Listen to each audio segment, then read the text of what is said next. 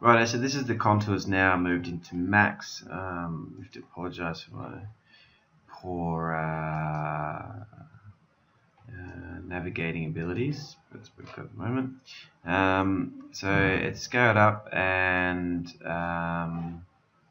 it's now got a bit of depth in it, so we can start to see if we can get a right angle or a better angle. That they've all got some depth, and it gives you the contour map, which is kind of what we were after initially. So hooray for us. What we can do now is it's in max. We can start to generate a terrain form, which is relatively straightforward. If I can find the compound objects, it's in compound objects, sorry. And it's easy to go all at once, and it's just click terrain. Now I'm not going to do it because it might crash the computer.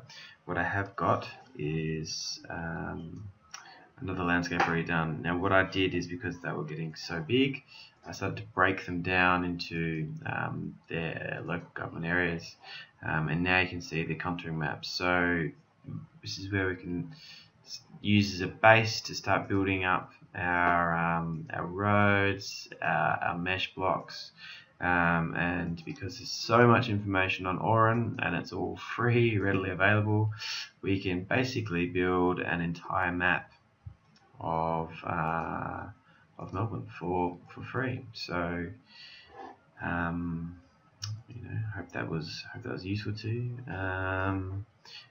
And I'll show you quickly how you can start to reference in some other files as well. So I click down here on reference,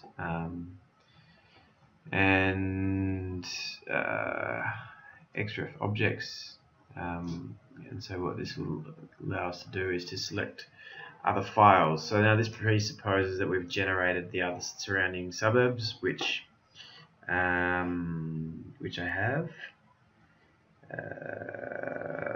Wait, hold on, sorry. We will have to reference in and go to xref scene and go add, and now we'll navigate our way to my conveniently prepared files, where we have got there's Moonee Valley, Melbourne. Let's try that one, and we'll slowly think and think and think, and hopefully allow us to include the neighbouring suburb or local government area, which is Melbourne. Now I've also just, well, now it's come in. We'll just close that one.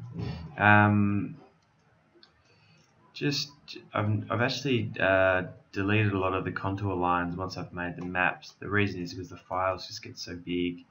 They're talking like 300 megs when you've got the mesh and the contours as well.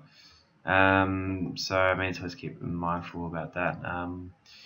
What you can go through and then do is like start to delete some of these mesh faces where it's actually supposed to be river, and it will start to give you a little bit more context as well. So there's other ways of doing it, of course, is you can download the river files from Aurin, and build meshes from there as well.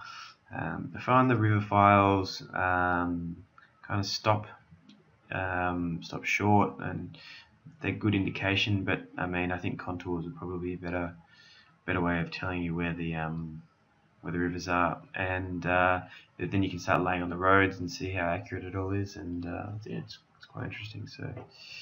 So there you go, and the reference files just allows you to have multiple big files and sort of keep it at a manageable scale, so you can be working on this file while having referenced in other files and can see what where you should be deleting sort of faces, or makes it much more workable. So cool, rightio, thanks for listening, guys.